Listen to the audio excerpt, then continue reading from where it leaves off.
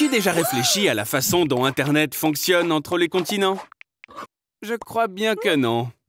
95% de l'Internet passe par des câbles sous-marins, qui se trouvent à une profondeur pouvant aller jusqu'à 8 km. Ils sont mieux blindés que les coffres-forts suisses. Si bien qu'1,5 km d'un tel câble pèse 4 tonnes. Malgré cela, rien que dans l'océan Atlantique, il y a plus de 50 ruptures de câbles par an. Souvent à cause de voleurs qui dérobent les câbles pour se faire de l'argent sur le métal. En 2013, des criminels ont découpé une partie d'un câble en Méditerranée. Et à cause de cela, la vitesse d'Internet en Égypte a chuté de 60%. Et cela a coûté 64 millions de dollars au pays. L'emplacement de tous les câbles est accessible au public. Alors, qui sait ce qui pourrait arriver? Quelqu'un pourrait décider de priver la planète entière d'Internet. Gab, j'ai un match sur Tinder. Avec une fille? Une vraie fille?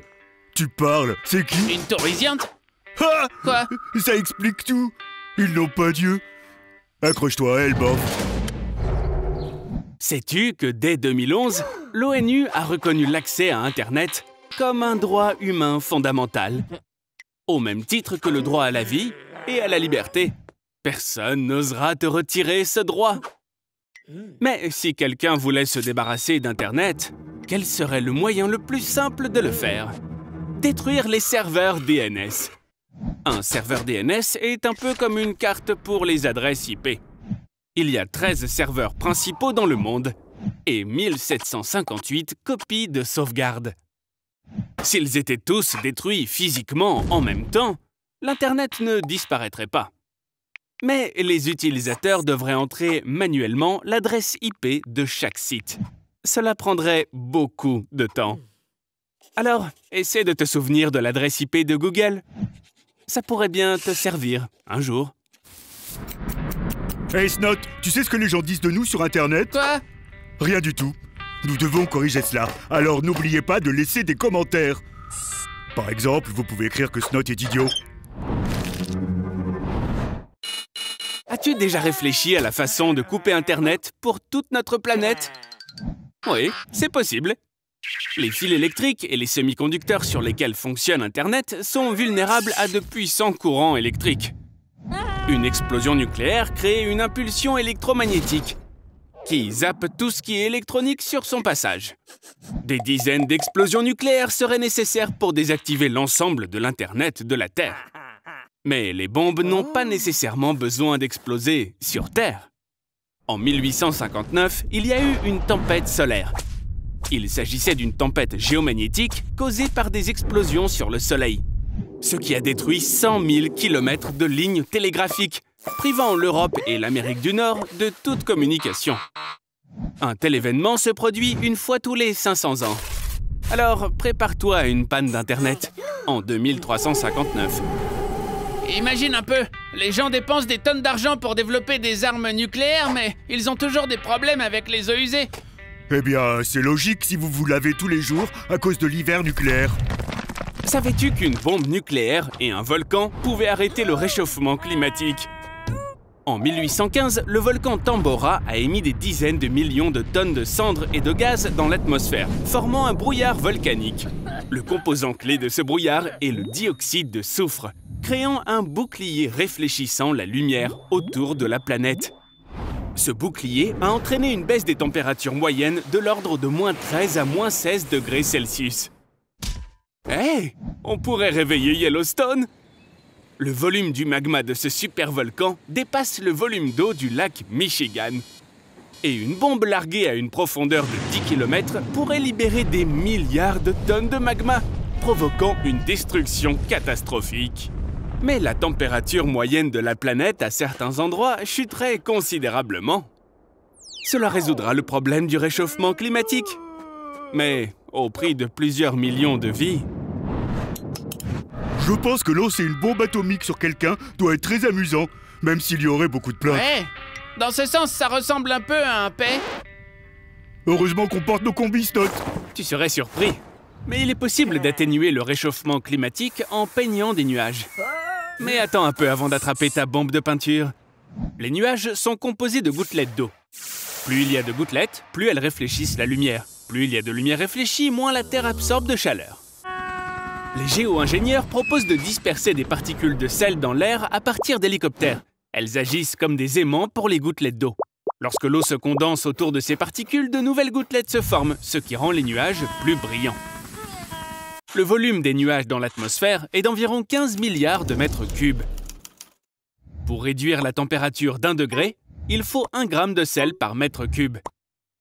Cela signifie que nous aurions besoin de 15 milliards de tonnes de sel. Pourtant, la production mondiale annuelle de sel n'est que de 300 millions de tonnes. Alors commence à faire des réserves de sel dès maintenant, avant que les géo-ingénieurs ne te les arrachent. Peindre la planète? Ah, les gens sont tellement stupides, on pourrait juste faire exploser le soleil. Snot, imbécile, on peut pas faire exploser le soleil.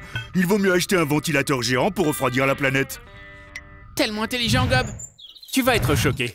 Mais l'humanité consomme 350 millions de tonnes de viande par an. Ce chiffre est comparable au poids de 1000 Empire State Building. Malgré le fait que le porc et la volaille représentent la majorité de la viande consommée, 72 millions de tonnes de bœuf, c'est également impressionnant. Pour fournir chaque jour de la viande de bœuf à l'ensemble de la planète, 456 000 vaches sont transformées en bœuf haché. Cela représente 19 000 vaches par heure, ou seulement 5 vaches par seconde. Et oui, pendant que tu as regardé cette vidéo, l'humanité a mangé 300 vaches. Oh, j'ai la dalle, moi. Pas toi? Et si on se prenait un burger? Mais c'est un sacrilège! Moi, je ne mangerai rien qui soit conscient. T'inquiète pas, la vache était inconsciente quand ils l'ont cuisinée. Super, j'en prends 2 alors.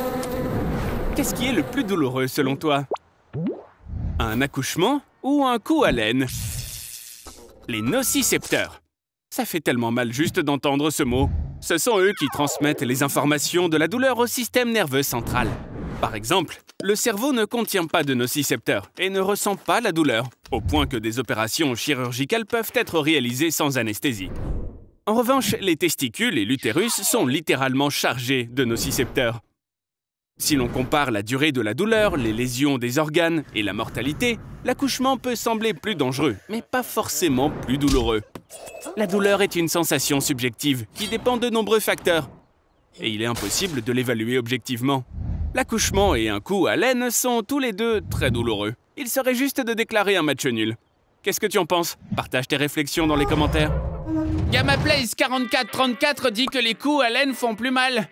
Après tout, il y a des mères qui ont beaucoup d'enfants, mais aucun homme qui a subi un coup à laine ne dit « frappe-moi encore ». T'en penses quoi, toi? Je suis occupé pour l'instant. Au fait, tu as vu mes étuis? As-tu déjà réfléchi à la façon dont nous tombons amoureux? De nombreux facteurs influencent le choix d'un partenaire. Mais l'un des facteurs clés est l'odeur. Dans chaque cellule de ton corps, il y a différentes protéines du complexe majeur d'histocompatibilité, ou simplement CMH. Il s'agit d'une famille de gènes hérités des parents. Plus une personne a rassemblé de protéines CMH diverses, plus son système immunitaire sera fort. Les scientifiques ont découvert que les femmes, par l'odeur de la sueur, ont tendance à choisir un partenaire dont le CMH est différent du leur. Et l'odeur de la sueur dont le CMH est similaire leur semble repoussante. Tu comprends ça, Arnold? Les femmes, sur la base d'une seule odeur, peuvent déterminer avec qui elles auraient une meilleure descendance. On dirait que tu ferais mieux de prendre une douche. Oh, Snot! Si cette info est vraie, alors ton père devait sentir très mauvais. Oh, j'ai pas de père. Ma mère l'a mangé. Oh, je comprends, ça explique l'odeur de sa bouche.